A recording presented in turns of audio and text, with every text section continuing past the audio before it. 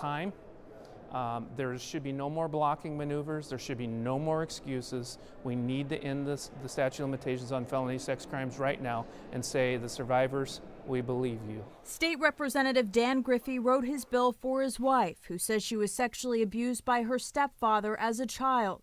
By the time she spoke up, it was too late. At age 19, I told her, I said, go reach out to law enforcement, local law enforcement. She did, and they said, we really, really are touched by your case, but the statute of limitations is going to expire in 5 days. Washington state law was changed a few years ago to give child victims until age 30 to report to police, but for adult rape cases, the statute of limitations is 10 years, or just 3 years if the crime is not reported within the first 12 months.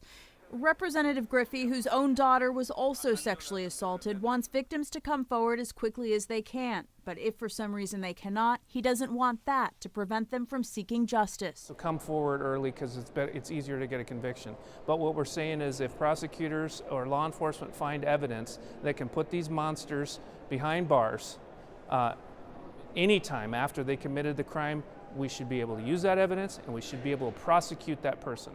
While Griffey's bill overwhelmingly passed the House this month, it doesn't look likely to receive a hearing in the Senate this legislative session, putting its chances of passing on hold for now. The bill doesn't leave us any room for figuring out what the right policy is. State Senator Jamie Peterson, the chair of the Law and Justice Committee, says he agrees the current statute of limitations for sex crimes should be looked at, but he's not sure a blanket elimination of time limits is the right approach. In all other crimes, our judgment has been that we want people to come forward at a time when the prosecutors have the evidence to be able to try the case fairly, to do justice for the victim and also to do justice for the accused. Peterson says he plans to hold a work session to study the issue after session as early as April. But in the meantime, Representative Griffey and a community of survivors plan to keep the pressure on. I have a family of thousands of survivors, and that family grows a little bit every day. Reporting in Olympia, Natalie Brand, King 5 News.